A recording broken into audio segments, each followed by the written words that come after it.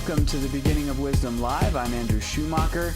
Looking forward to tonight's show. We are going to continue to talk about Jesus and the law of Moses, and specifically tonight we're going to be focused on the statements he makes regarding the Sabbath.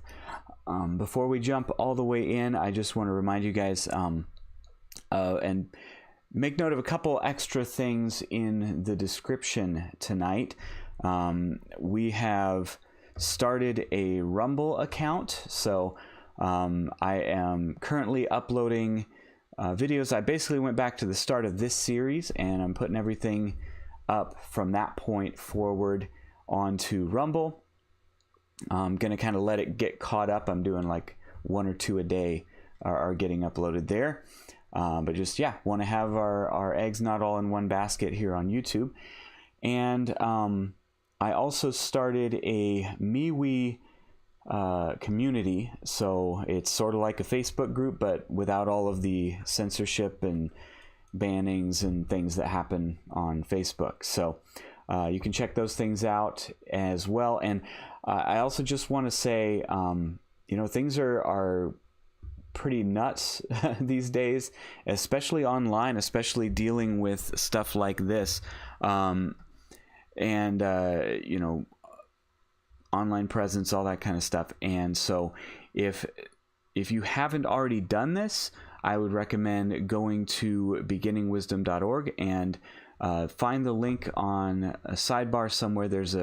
It says free ebook, and I've got an ebook on the Trinity you can get for free by signing up for email updates. I don't send out automatic email updates at this time, but if you're on the list and then we got deplatformed from YouTube or something, and if you hadn't already connected up with us somewhere else, I'd be able to let you know through that route where you can go and that kind of thing. So just want to throw those things out there as a reminder. The email thing's been there for a while, but just wanted to make sure everybody knows about it. So tonight, like I said, we are going to be jumping into the Gospels. And if you remember last week, we talked about, we kind of finished up the Sermon on the Mount. And at the end of that show, we kind of went through the 10 Commandments and what Jesus says about each of the 10 Commandments. And there's some things are more, obvious than others. In some cases, in the Sermon on the Mount with like murder and adultery, Jesus amplifies what you see in the 10 Commandments. And then as you go looking and you see around the other Gospels, you see him either just simply reaffirming or things like that. But one thing he doesn't do is he doesn't go do the same kind of affirmation for the Sabbath. He never has someone ask him about the Sabbath or ask him about the law in general. And he says, well, the law, rest on the Sabbath day, that kind of thing. Like he doesn't say that.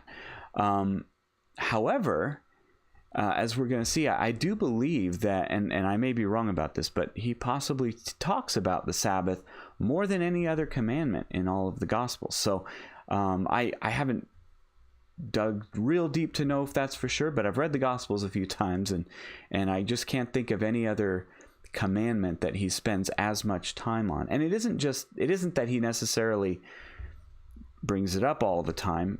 It's that he's often challenged regarding it. So just to kind of get us back into the swing of things, as I have done for the rest of this series on the Christian approach to the law, this is now part 8. We are going to look at some things, and I'll have a little visual here for you as well. So review the series so far. Trying to encapsulate what we've done in the first 7 parts. So we've seen how the Torah distinguishes between moral, ceremonial, civil laws. We've seen that's right there in the Torah. And how the moral and ceremonial distinction mirrors the assumed moral principles on the one hand and explicit commands given to specific people on the other hand, found in Genesis. You remember when we talked about Genesis, we saw those 2 lines of obedience to God, so to speak. in the narrative. And if you don't remember that, I recommend just go back and check out that episode. But then we've also seen Jesus affirming the law as scripture. That's what we see in Matthew 5:17. And then, and it will never be destroyed as heaven and earth will, which it says in verse 18. Then we've seen how Jesus amplifies moral laws at the beginning of the next part of the Sermon on the Mount. And on his own authority, he either reprioritizes our relationship to some commands or amplifies them, as he does in a couple cases. We've also seen, as you go past chapter 5 in the Sermon on the Mount into 6 and 7, that he assumes his own authority to give entirely new commands to his people, as he does in Matthew 6 through 7, showing that his words are equal to, if not greater than, the Torah itself. Now, while never denying the divine source of the law, Jesus emphasizes obedience and teaching of his own commandments as what will be important in the kingdom of God. And finally, we saw Jesus either affirm or amplify 9 of the 10 commandments, all except the Sabbath. He never simply affirms that people ought to rest on the seventh day. And what we've seen and we'll continue to see are patterns in the text. What we're doing is biblical theology. We're starting with the text and we're drawing out what's actually there, what is said, what isn't said, all that kind of stuff. And also, before I get all the way into where we're going from here, I also want to remind everybody, if you're in the chat right now on YouTube, or frankly if you happen to be on MeWe and you're part of the group, there's a chat in the group too. So if you throw anything in there, I might see it. I do have it pulled up. So if you don't happen to be in the YouTube chat or don't like the YouTube chat or something, I'll keep another eye on that if toward the end. But if you have any questions, stick them in the chat. Say, hey, question, put question at the beginning, and ask your question. We'll cover those things at the end of the show. So what's today's main point? It is that Jesus' teaching on the Sabbath shows it is no longer kept through seventh-day rest, but through faith in him. That's kind of where we'll get right at the end. But to even establish that, we're going to look at the patterns in the Gospels. The Sabbath is, as I mentioned, possibly discussed more than any other commandment of the Torah. Jesus is repeatedly accused of violating the Sabbath, and Jesus teaches a new way to rest. And this, the actual context of him being accused of violating the Sabbath and what he does and how he responds is what we're going to focus on for the majority of the show today. So let's take a look at an overview of these texts and what we're going to see there. So just as a broad overview, every specific mention of the Sabbath in all the Gospels fall into 4 categories. Either it's a mention of Jesus teaching in synagogue on the Sabbath, so it just happens to say he was in the synagogue on the Sabbath and teaching. Mention of Jesus' crucifixion or women visiting the tomb, so before or after the Sabbath, as in the one between the crucifixion and the resurrection. So it mentions that Sabbath on several occasions. Jesus being challenged for violating the Sabbath and the ensuing discussion, or there's one time where it's sort of Jesus bringing it up himself, like they didn't within the scene challenge him. We'll get to that, but he brings up the same kind of things that they've been discussing. And then Jesus mentions the Sabbath proactively in his own teaching. Now, here are all the verses, and we're going to go through most of these. We're going to go through all of them in this third category, because that's really where the meat is, where we're going to find what he has to say about the Sabbath. But you see that first category, that's just mentioning the Sabbath as the time he was teaching, or mentioning the Sabbath in the second category as the time, either the day is going to be after the crucifixion, or it's the day before the women go to visit the tomb. Then all these sections here in the third category of, when Jesus is challenged. And then that very last fourth category is it isn't really about the Sabbath. It's the section where Jesus is making a prophecy about the siege of Jerusalem, and he says, it'll be very difficult for, pregnant women, or, pray that it doesn't happen in the winter or on the Sabbath, that kind of thing. So he mentions it because it's just harder, in that culture for them to flee the city on the Sabbath. First and second category, as I mentioned, don't really say much. So we're going to spend most of our time in that third category, and that's really where the meat is. And frankly, when it comes to talking about the Sabbath particularly, this section is largely ignored by those in Torah observant Hebrew roots, at least in terms of the arguments. They're not really addressed. We'll examine each of these texts to find out what Jesus did and didn't teach about the Sabbath. So that's what we're going to spend our time on. And yeah, it's going to be pretty cool. All right, so let's jump right into the text. First example, we're going to start in Matthew, work our way all the way through John. There's a good number of these, but not too many for us to get through today. So let's go ahead and read this text, Matthew 12, 1 through 8. As you can see, it's plucking grain. At that time, Jesus went through the grain fields on the Sabbath, and his disciples were hungry, and they began to pluck off heads of grain and eat them. But when the Pharisees saw it, they said to him, "Behold, your disciples are doing what it is not permitted to do on the Sabbath." But he said to them, "Have you not read that what David did when he was hungry, and those with him, how he entered into the house of God and ate the bread of the presentation, which it was not permitted for him or for those with him to eat, but only for the priests? Or have you not read in the law that on the Sabbath the priests in the temple violate the sanctity of the Sabbath and are guiltless? But I tell you that something greater than the temple is here. And if you had known what it means, 'I want mercy and not sacrifice,' you would not have condemned the guiltless. For the Son of Man is Lord of the Sabbath." And so that's the section, and there's actually quite a bit to unpack, but let's go ahead and kind of look at a brief outline. So what's going on? Jesus' disciples are plucking grain. The challenge from the Jews is your disciples are breaking the Sabbath. And Jesus makes two defenses for what they do. Number one is that David was hungry and his men were hungry, so they ate the showbread and they were not considered guilty. Second defense, the priests, he says, violate the sanctity of the Sabbath in the temple when they do their priestly work on the Sabbath, and they are also guiltless. So the teaching, and the teaching that he makes is that the temple, as in what those priests are doing, are greater than the Sabbath.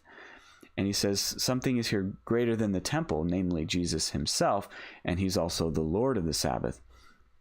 He also says, "I desire mercy and not sacrifice."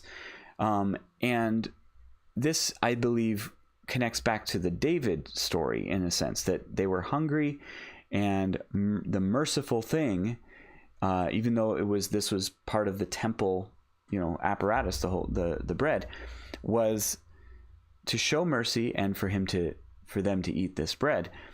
Providing food to people is greater than even the temple, which is greater than the Sabbath. So you have this hierarchy established right here in the first example, where you have at the top, you have Jesus himself, "I'm greater than the temple," but also mercy is greater than the temple, mercy and not sacrifice. And then the temple is greater than the Sabbath because the priests do their temple work on the Sabbath.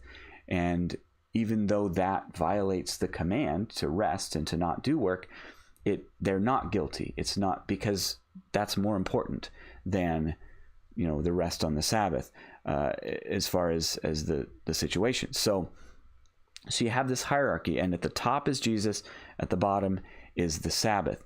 As we're going to see when we get to the end, I think it's interesting. I mean, the Matthew, Mark, Luke, and John, the order we have is somewhat, it's a tradition. There's nothing God breathed about which book came first. But I do believe historically Matthew was certainly very early and very widely disseminated, such that a lot of people in that first generation may have read Matthew and not really much else, maybe other than some of Paul's letters. So that this was definitely, Matthew's sort of, it's a good gospel for like hitting a lot of different categories. It's really interesting. But as we'll see when we get to John, there's some bookend stuff, at least the way we have it in our Bibles.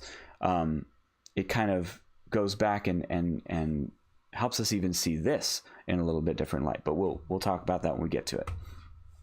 So the next section, and this is right after that one, is Matthew 12, 9 through 12, where Jesus heals a withered hand. It says, and going on from there, and that's literally, we just read, there's verse 8, 1 through 8, and now we're in verse 9. So it's the very next verse.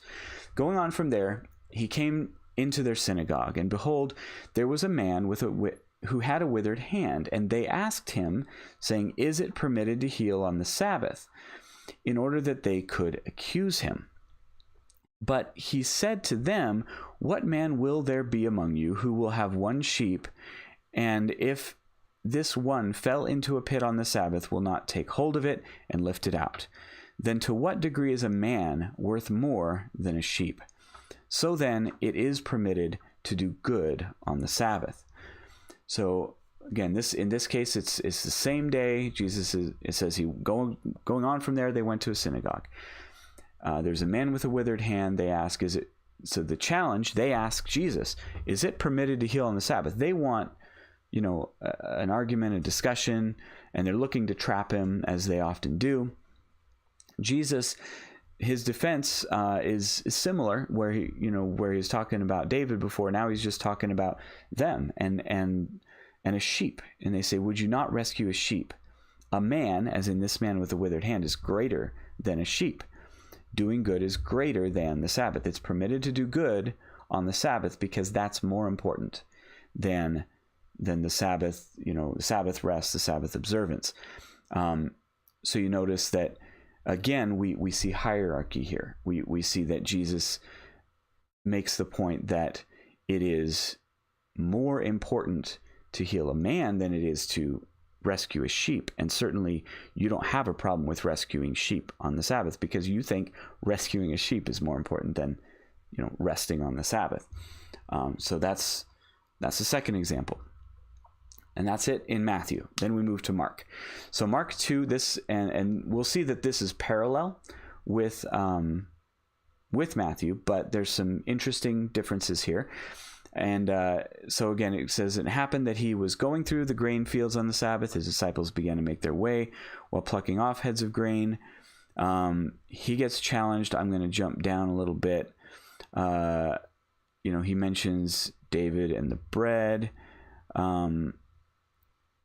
And then he said to them, and the Sabbath, in verse 27, and he said to them, the Sabbath was established for people and not people for the Sabbath. So then the Son of Man is Lord even of the Sabbath. So Lord of the Sabbath is there again. The scene's pretty much the same. The challenge is the same. The defense is the same, except he doesn't include, in this version, it doesn't include his discussion of the priests and their work. But there's a difference here. It says Sabbath was established for people, not people for the Sabbath. If the Sabbath makes you go hungry, then you're doing it wrong. Then you understand it wrong. You have it backwards. And this fits exactly in line with what we've seen with the man with the withered hand, with David and his men, the disciples plucking the grain, taking care of people, mercy, that kind of stuff. Again, people are more important. The Sabbath is for people, not people for the Sabbath. And so once again, he makes this case. Then next section, Mark 3, 1 through 4, says, he entered the synagogue again, and a man who had a withered hand was there, and they were watching him closely to see if he would heal him on the Sabbath in order that they could accuse him. And he said to the man who had the withered hand, come into the middle. And he said to him, he said to them, is it permitted on the Sabbath to do good or to do evil, to save life or to kill? But they were silent. And looking around at them with anger, grieved at the hardness of their hearts, he said to said to the man, "Stretch out your hand," and he stretched it out, and his hand was restored. So this matches closer to the Luke passage, which we'll see in a minute. And the Luke passage states that it was on another Sabbath. So it has the two narratives right together, just like Matthew and Mark. But Matthew says, and they went on from there to the synagogue, as if, that's the same day. And there are a few differences in this narrative. It's still a man with a withered hand, but this one mentions Jesus' enemies watching him closely for something to accuse him of, which we know was healing on the Sabbath from the book of Matthew. And also it highlights a different question Jesus asks: is it permitted to do good or evil, to save or to kill on the Sabbath? His enemies were silent. He healed the man. In the Matthew passage, you remember they asked him, can you heal on the Sabbath, that kind of thing. So there are some differences, and when you combine it with what we see from Luke, Mark is more like Luke, and so likely we're talking about two different synagogue scenes, but because of the similarities, they're put together much like in Matthew, in Mark and Luke. All right, and that's it for Mark. Now we get to Luke, and we see the plucking grain passage again. This one's really, it doesn't add anything we didn't see in either Matthew or Mark. It's pretty much the same.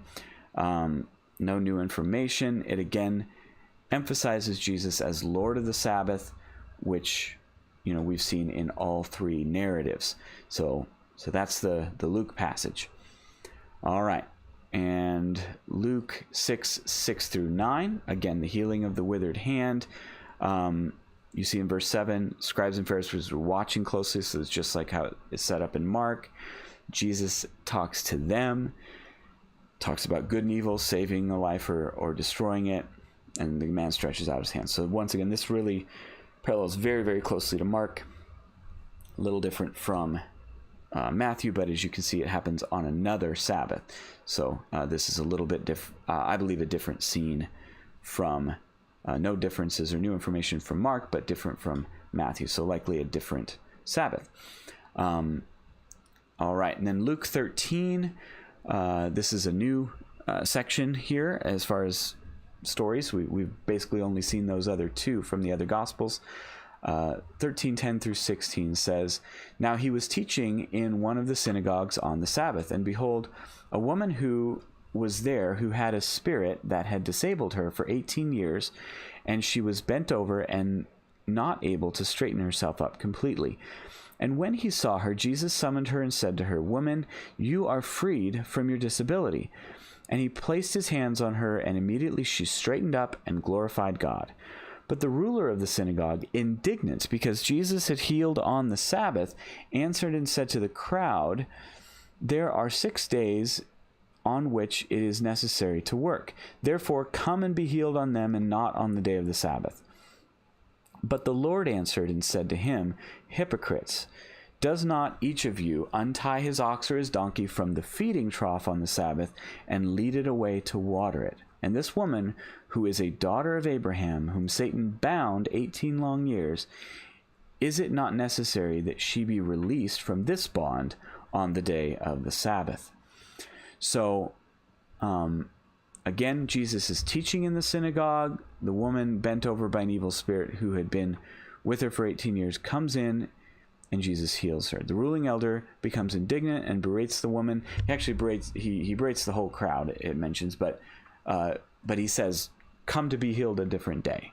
So he's talking to her as well, specifically calling out and discussing the 6 days for work and the Sabbath. He says, "You have 6 days for work. This is not a day for healing." Jesus' defense, he calls the leaders hypocrites because they do the needful things to care for their animals.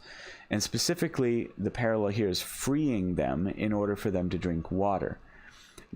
And the teaching, likewise, those people bound should be freed even on the Sabbath. So in her case, she was bound by an evil spirit physically, and Jesus likens that to the fact that their animals, again, this one isn't so much saving them from falling in a well or anything. He's just talking about letting them get water.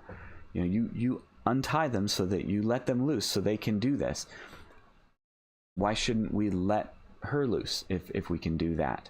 And again, it places the woman and the animals above the level of the observance and the rest and all the stuff that goes along with the Sabbath, just like he's been doing every other time.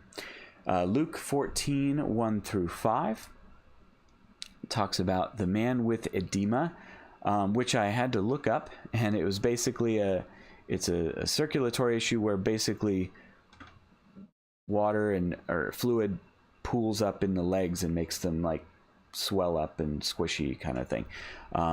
It's a number. It may refer to a number of things, but likely something like that. It says, it happened that when he came to the house of a certain one of the leaders of the Pharisees on a Sabbath to eat a meal, they were watching him closely. And behold, a certain man was in front of him suffering from edema. And Jesus answered and said to the legal experts and the Pharisees, saying, is it permitted to heal on the Sabbath or not? But they remained silent. And he took hold of him and healed him and sent him away. And he said to them, who among you, if your son or ox falls into a well on the day of the Sabbath, will not immediately pull him out? And they were not able to make a reply to these things. All right, so again, this time it's not in a synagogue. Jesus is eating a meal at a leader's house. There's a challenge. The challenge is unspoken in this case. We could speculate a number of reasons. Perhaps it's, the challenge has been spoken many times, so Jesus basically just anticipates it. He asks them, hey, what do you guys think? Is it okay to heal on the Sabbath? And they're just silent. They don't have an answer. By now he's been criticized many times, asks if it's permitted. Again, talks about the son or ox, saving them from the well. And again, no one can answer. And again, the teaching is people's welfare is more important than Sabbath observance, in the context of what they're expecting, that don't do stuff on the Sabbath kind of a thing. All right, now we move to John chapter 5, verses 9 through 18. We have the paralytic at the pool of Bethsaida. It's a little bit longer passage. I'm actually going to start in 8. It looks like Jesus said to him, get up, pick up your mat and walk. And immediately the man became well and picked up his mat and began to walk. Now it was the Sabbath on that day. So the Jews were saying to the one who had been healed, it is the Sabbath, and it is not permitted for you to pick up the mat. But they answered him, the one who made me well, that one said to me, pick up your mat and walk. So they asked him, who is the man who said to you, pick up your mat and walk? But the one who was healed did not know who it was, for Jesus had withdrawn while a crowd was in the place. After these things, Jesus found him at the temple and said to him, look, you've become well. Sin no longer, lest something worse happen to you. The man went and reported to the Jews that Jesus was the one who made him well. And on account of this, the Jews began to persecute Jesus, because he was doing these things on the Sabbath. And he answered them, my Father is working until now, and I am working. So on account of this, the Jews were seeking even more to kill him, because he not only was breaking the Sabbath, but also was calling God his own Father, thus making himself equal with God. There's a lot to unpack in this one, but let's go ahead and take a look. So Jesus, he's at the pool of Bethsaida. He heals the paralytic there, tells him to pick up his mat. That's kind of how he gets found out, because the man is questioned for carrying a mat on the Sabbath. He just says, well, the guy that healed me told me to pick it up. And they said, who is it? He doesn't know. But then they find each other again. And he's like, oh, you're Jesus. And then the man goes and tattles on Jesus and says it was Jesus. And then they come and challenge him. But what's his defense? It's different this time. He says, my Father is working until now, and I am working. The response, the Jews accuse him of making himself equal with God by calling him his Father. The basic teaching here, Jesus agrees with Jews and this is huge, Jesus agrees with Jews that his healing is working, but points out that the Father works always. And so he is working just as the Father does, which he can only do because he is God and not just man. Jesus' statements here shed light on all the other passages we've discussed, as I mentioned that it would. First of all, healing is working. And if you think back on all the passages that we have discussed, Jesus never denies that healing is working. He just says, hey, look, there's other work that you do that you consider okay on the Sabbath, and this is like that. It's work, but it's not wrong. The priest's work, in the temples, rescuing an animal or a son, watering your animals, that kind of stuff. He mentions the Father works on the Sabbath. And Jesus is Lord of the Sabbath, we can see now, by virtue of deity, which is why he is permitted to work on the Sabbath when doing the works of deity. So, we understand Jesus as being in full, part of what he came to do was to live a completely righteous life. So I would not say that Jesus at any point is truly and sinfully violating the Sabbath. It's not just like, oh yeah, it's okay to, because he came, it's just okay to do whatever you want to do on the Sabbath in his context. It's not that anything's changed about what the Sabbath command was. But because Jesus is the God-man, he is God and man, and because the Father is always working, he's always upholding the universe by his power. And in fact, as Paul says, Jesus is always doing that. In him all things hold together. So Jesus is always holding the world together, and he mentions that the Father is also doing that.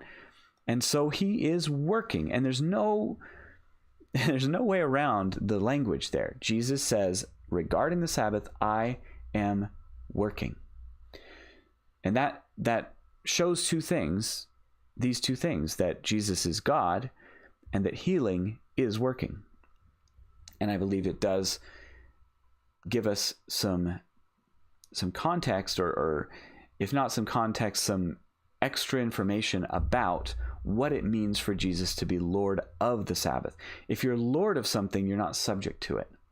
It is subject to you. And Jesus being Lord of the Sabbath is something that doesn't really make sense unless he is God. And so that's what I believe is going on here.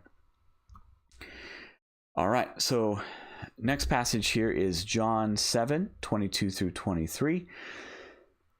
Actually, it looks like I put the titles in based on one sort, looking stuff up, but then I decided I wanted more context. So actually starting in verse 19, it says, has not Moses given you the law, and none of you carries out the law? Why do you seek to kill me?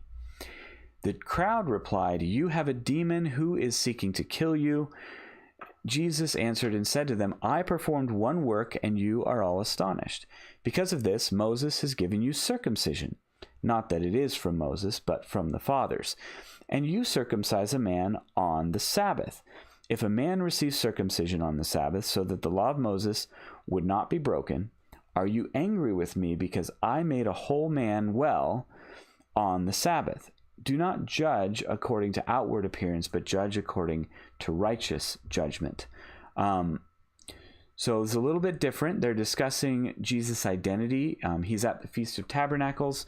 The crowd says he has a demon, apparently referring to a healing, though there's no healing in the narrative. If you read the whole section, it doesn't do like the other sections where it gives us the story of the healing, in the narrative and then the response. Here, the people just, accuse him, and they are clearly, as he's talking about, referring to a healing.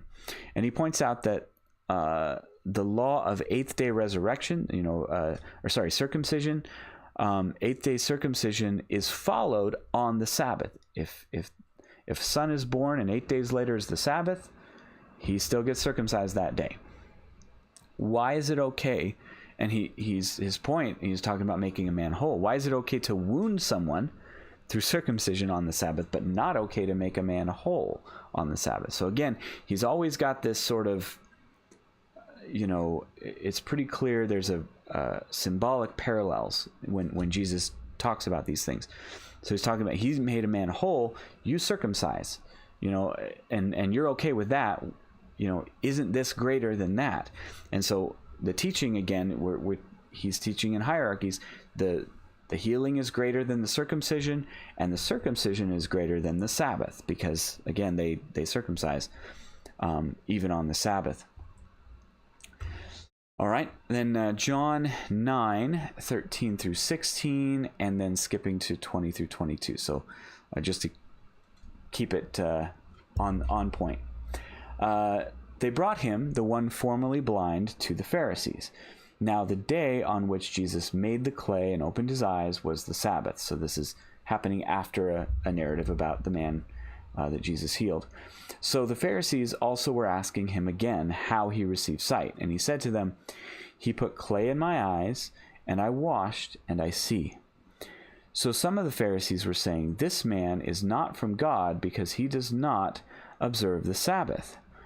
Others were saying, "How can a man who is a sinner perform such signs?"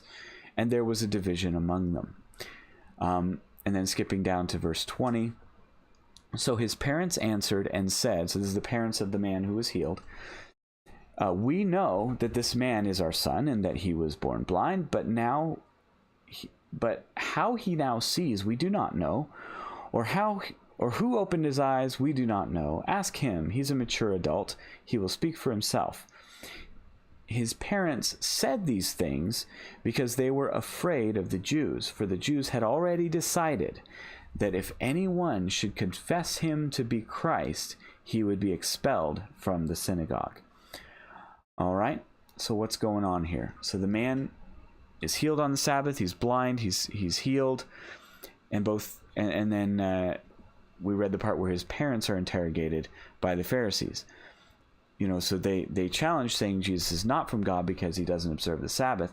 But you notice there was division, because some people said, well, how's he doing miracles then if he's not from God? The defense, the man and the parents point to the healing, and they just don't try to explain it further. I don't know. I was blind. Now I see. The parents are like, yes, we know he was blind and now he sees. We can't explain it.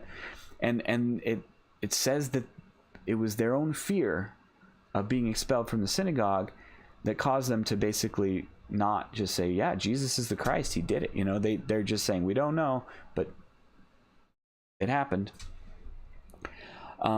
Interestingly, and this is the final point we'll make, and this is the last of these texts that we're looking at.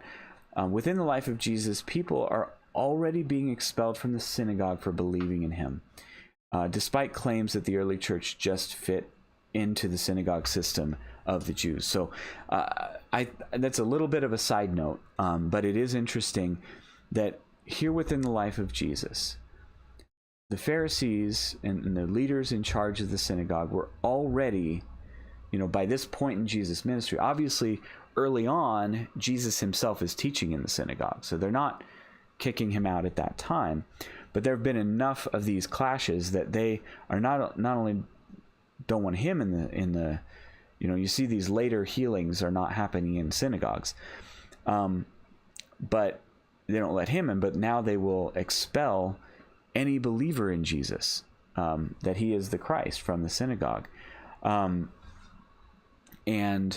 I find that really interesting, because one of the things that you'll often hear from those who promote Torah observance, all that stuff, is that at the time of the writing of the New Testament, and they'll look at Book of Acts and they'll do all this stuff, and they'll point out that there was just an expectation, and we see it in the text, that the Christians and the Jews, they all just go to synagogue because they're all believing and following the Torah, and it isn't till later on, and they'll point to the Council of Nicaea and Constantine and try to argue that what every single what everybody argues, oh, Constantine, it's all his fault, no matter what the theology they're trying to defend. But we can see right here that, the Jews were already expelling people from the synagogue for believing in Christ. He hasn't died. He hasn't been resurrected. They haven't been preaching the gospel of, the resurrection, that part of the completed work of Christ. They were just preaching, hey, the Messiah is here. His kingdom is here. This should be something they're looking for, but they've had enough run-ins now with Jesus that they're not having any of it.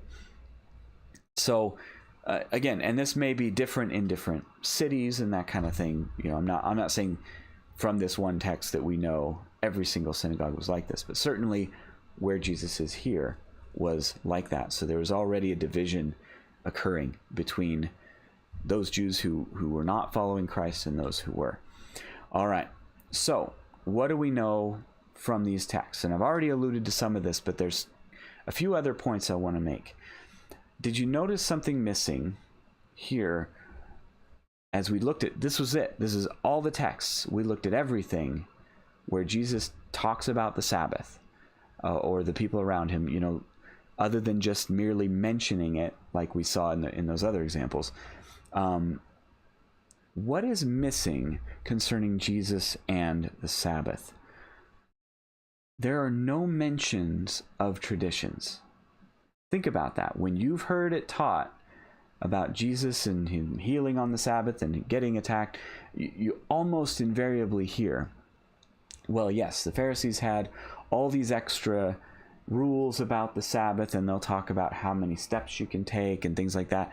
And I'm not saying that's not true, but notice it isn't mentioned here in any of these texts.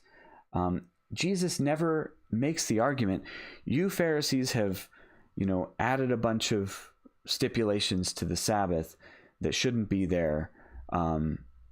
What I'm doing doesn't apply,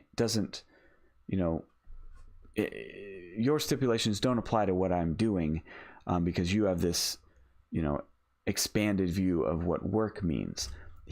That is never the conversation.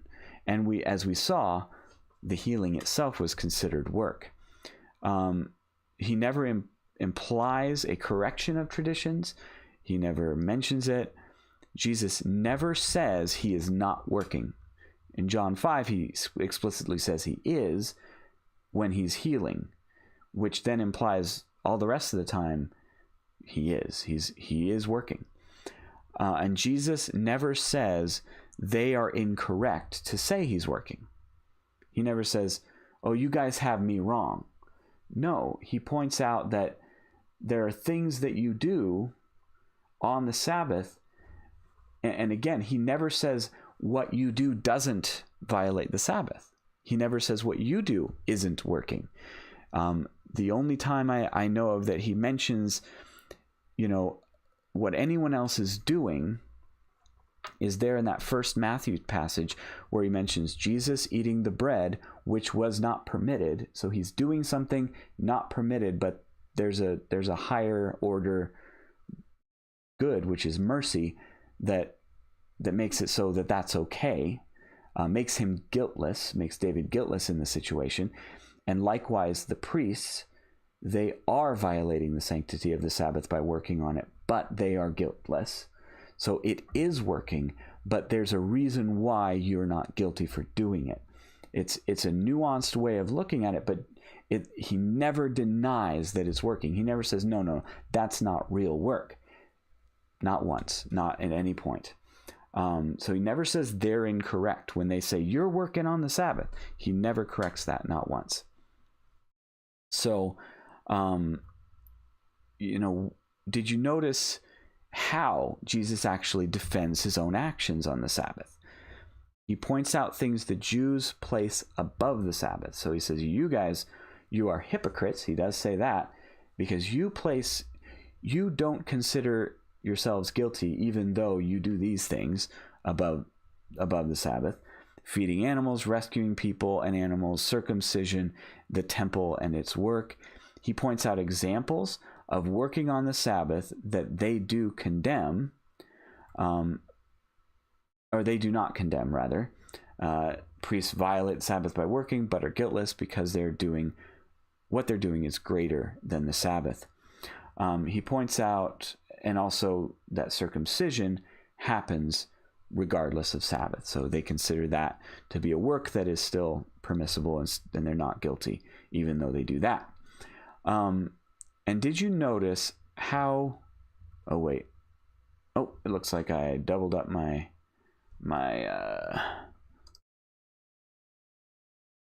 accidentally doubled up my... Oh, no, yeah, this is... Oh, no, I didn't double up. Haha, I thought I did. I didn't want to show you guys what I was doing there. All right. How did he defend his own actions? He places himself completely above the commandment.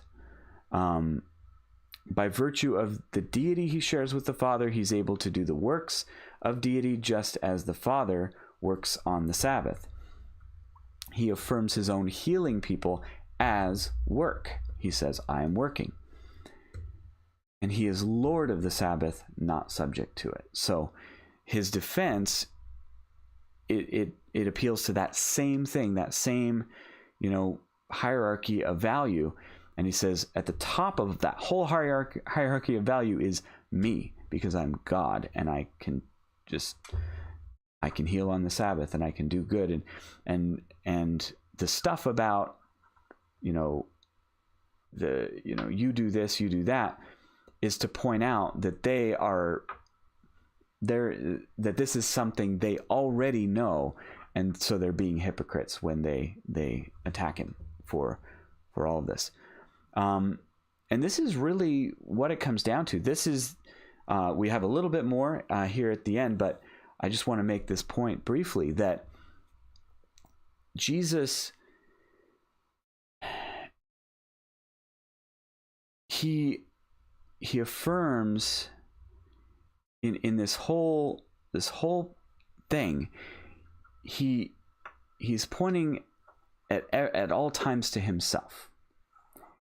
And it isn't just as simple as, oh, you can do good on the Sabbath. Well, that was easy.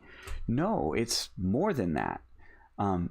You can do things you already are doing things on the Sabbath that are more important than the Sabbath, what that tells us, and this goes back to, I think, part 2 of this whole series, when we talked about hierarchy within the law, that some things are more important than other things. And that can't even be the case if everything is equally binding in exactly the same way as it always was, beginning to end. If you think of the law that way, then you run into problems.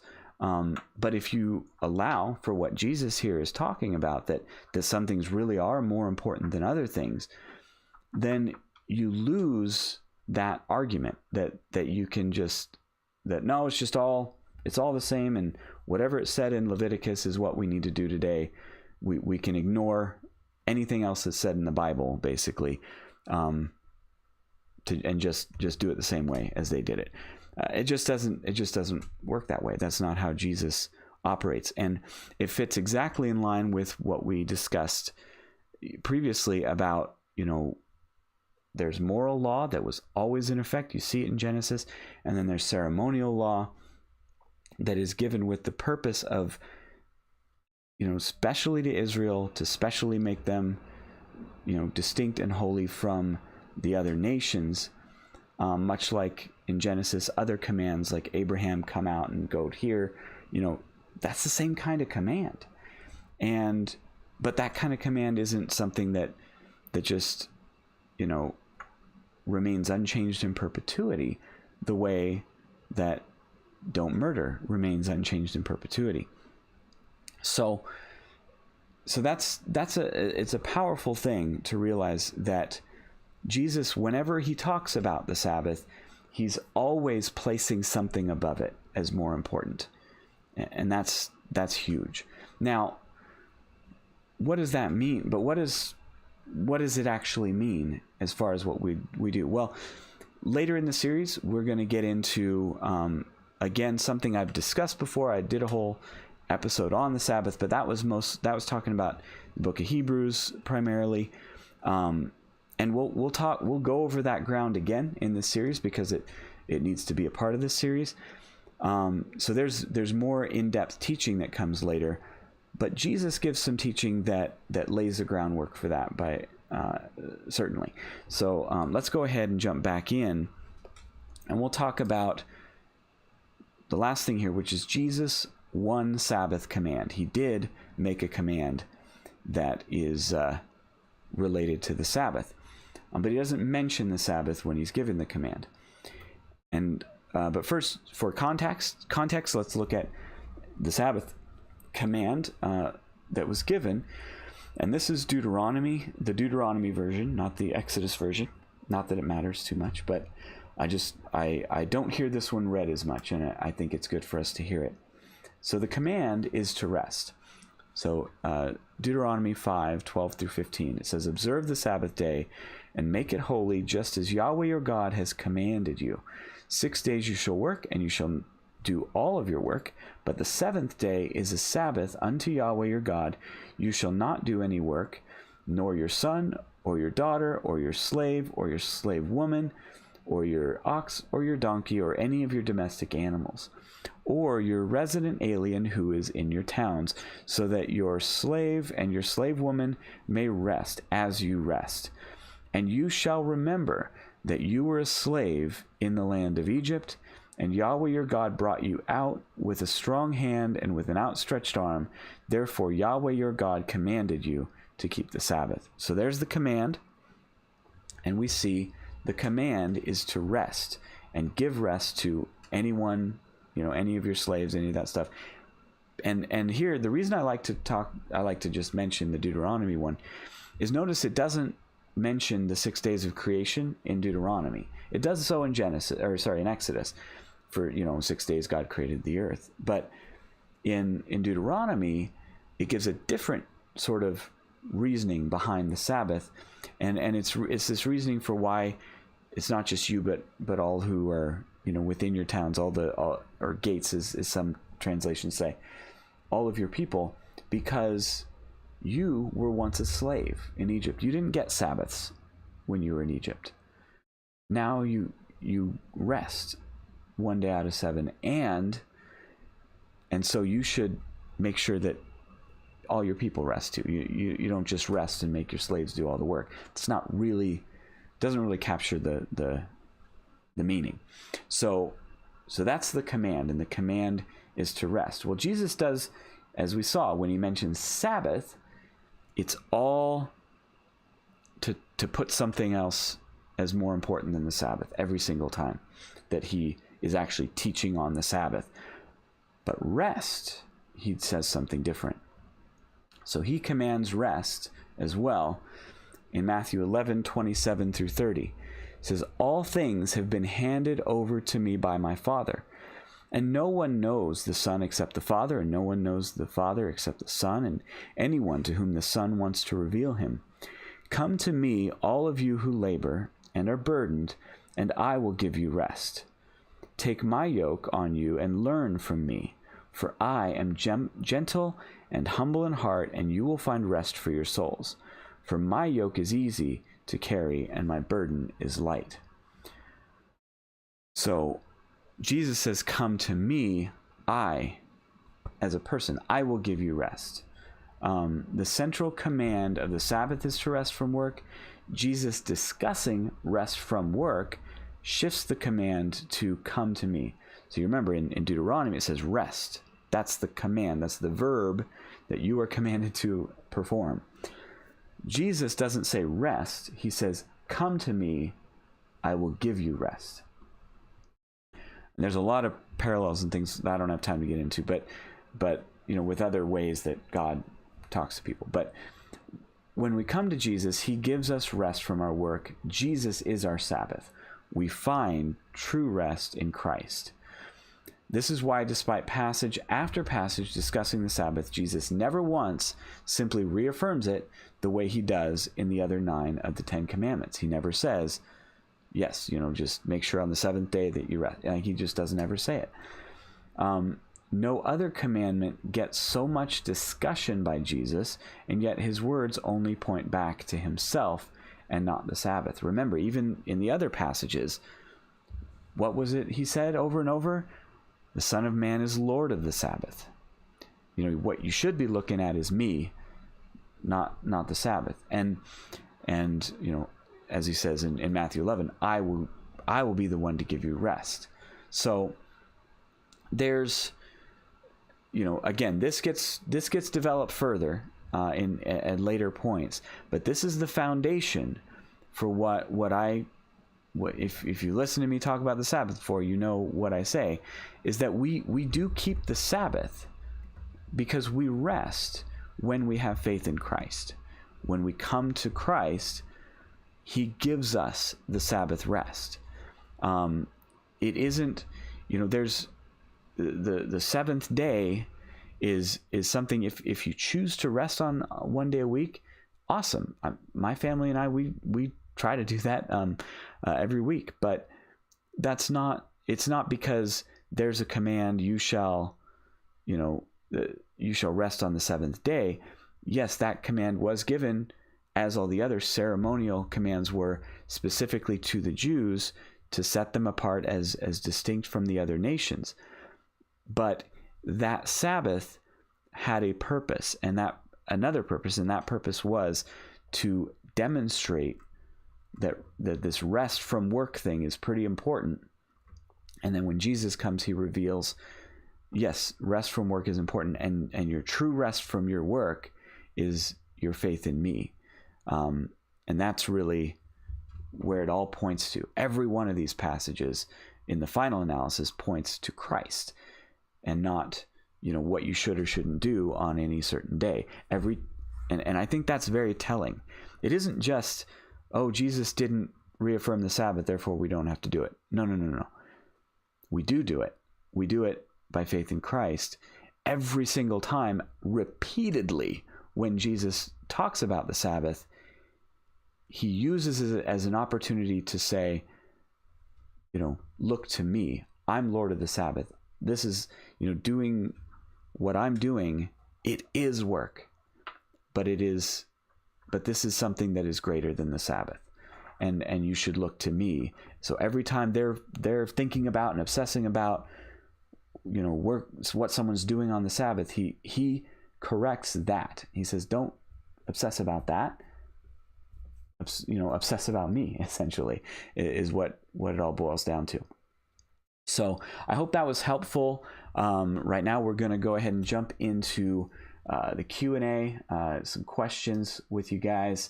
So I'm looking forward to that. I did see some kind of jumping through the chat a little bit. So let me go ahead and pull up my info here. All right. Okay, so let me take a look. Not a whole lot of activity in there today. Or maybe what I saw was... Okay, so I do have a question here. Looks like just came in from the Dawning of Rosetta. Question: is Torah observance a salvation issue? What happens if a hardcore Torah observance Christian dies? That's a very good question. And I think there's a short answer to this question, and then there's a hard answer to this question. The short answer is no, it's not a salvation issue. If someone believes simply, if Torah observance, if all that means to them is, I believe everyone should, follow the law of Moses, just as ancient Israel followed the law of Moses, insofar as we can, all of the caveats, but that we should all do that's commanded, that it's disobedient not to. I would say, even if they go so far as to say that if you don't, then you're not saved, or something along those lines. I would say that even someone that I just described, if they trust in Jesus Christ completely for their salvation, that they know that they believe that a certain parameters for right and wrong, they follow those as best they can. but they don't trust in their own works to get them, into the kingdom. They don't trust in what they're doing to make them right before God, but they understand that, like Jesus talks about, it's rest from work, that they truly rest in Christ. Then I would say that person's saved. And in fact, if just someone doing the things found in the Torah as much as they can, none of that is sinful to do. I would never say to anybody who says, well, I just want to rest on the seventh day. That's what Jesus did. And I would say, more power to you. Go right ahead. There's nothing that, within that ceremonial law, none of that is ever rescinded as if you shouldn't ever do it. The closest we see potentially is when Paul in Galatians talks about circumcision, where if you get circumcised, then now you're obligated to keep the whole law, and there's some condemnation going on in the book of Galatians around that. But I don't think it's just because there's something special about circumcision. It's more that more the issue of you're depending on this thing, and you're likely depending on this thing, and you shouldn't depend on this thing. Now, that's the short answer. The hard answer, the long answer, is that anything is that, first of all, I believe in, and I see your next question in there. Which is, why is it important to debate Torah observance? Is it because it would discourage people from Christianity?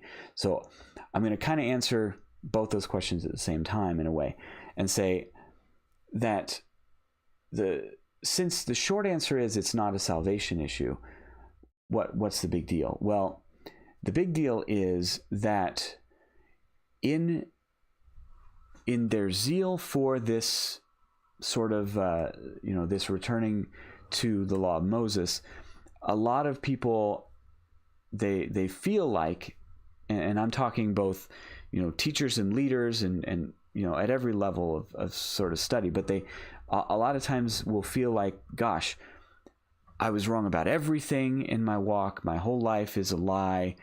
I need to throw everything I ever, learned out the window and start over. And so that a lot of times they do end up throwing the gospel itself right out the window.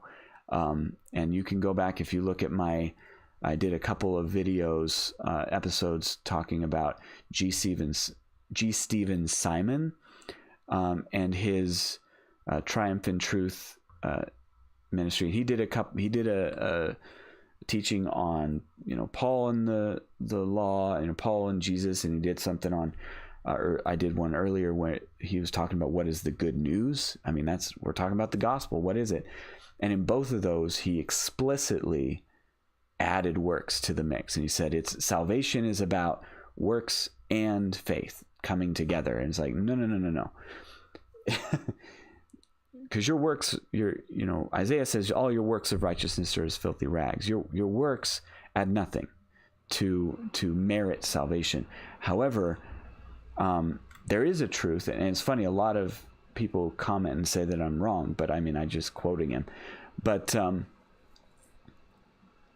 works have a very clear place in the life of a Christian, in that they provide evidence of salvation. And so if somebody claims they believe, but then they have zero evidence of it, they show no sign that they care, regardless, I mean, Torah observance or not, every Christian should care about obeying God. And if someone says, oh, I believed in Jesus once, and so I don't care about obeying God, I'm going to go, commit adultery and, steal and, and I don't even feel bad about it. That's a person, I would say, who is not saved. And that, likely not saved. Again, I can't see hearts, but if their profession is one thing, but they're acting completely contrary to that, I'd say, well, that's probably a dead faith, like what James talks about. And that's a completely separate issue from Torah observance itself. It's an issue of faith and works, and how does that all work together? So the reason now, so what is the hard answer to the question? Is it really a salvation issue? Well, in a sense, it is, in the way that just about anything can be a salvation issue. Any little idolatry in your life that you place above Christ, such that it causes you to have that life of complete rejection of Christ, even if you make verbal sort of assent to it, has the potential to do that. Anything wrong. I mean, an out of balance relationship to a spouse or a parent or a child, an out of balance, estimation of your own dreams and goals in this world, and that kind of thing. Whatever it is, anything that you place on that pedestal, sort of above God, and above really following Him, can be, in a sense, a salvation issue. Because if you really trust, if you really just, worship your child, and you do everything for your child, and you spoil your child, and you do all this stuff, and you just get all of your value from how your child is doing in their life, and it's just, that's it. That's your whole life, and it's what your whole life revolves around.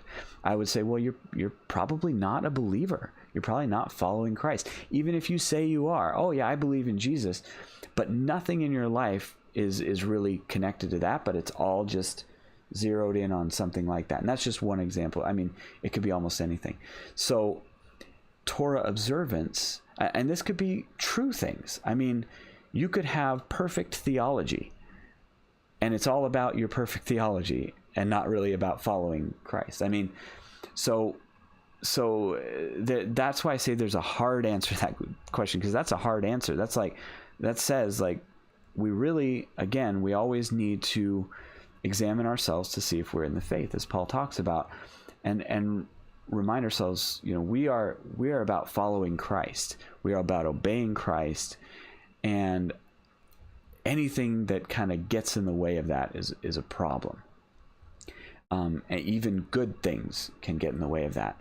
And so the reason that I debate Torah observance, to answer your second question there, is because, number one, I believe it's an error. It's an erroneous way of reading Scripture, and so it leads to problems. And one of those is we've talked about, but there are others. It leads to inconsistency, because you can't, even the best people who, I did this episode today on the Sabbath. I just saw a clip from Messiah Matters podcast. You may remember, if you watched a few weeks ago, I interviewed Caleb Haig from Messiah Matters, and it was a great conversation, because I believe, that ministry, Torah Resource, Messiah Matters, that's a Torah observant, people who are not, who I believe are wrong about that, but who I believe have the gospel correct, and they truly trust in Christ the same way. The primary difference between us is how we understand the law of Moses, but that bleeds into other things. And just saw a clip from their show today where they're talking about the Sabbath, and the way of sort of, answering a question that a listener had was just, it seemed shallow. And it's like, well, you weren't that shallow when I heard you debating the Trinity, but now it's like, oh, these sort of offhanded, kind of dismissive arguments to support, Sabbath observance, like they do. I was like, well, that's an inconsistency there, and that can lead to problems. So again, I think that this is one of those issues. It's not like debating atheism, where I know that my opponent is not a Christian, or something like that, or debating something like Calvinism, where I'm 99% sure my opponent is a Christian, if we're debating that issue. With this issue, it's sort of like, it's hard to say because the way that people go about jumping into this world when they adopt Torah observance is often to wholesale flush everything they used to believe, and that ends up often leading down all sorts of erroneous paths.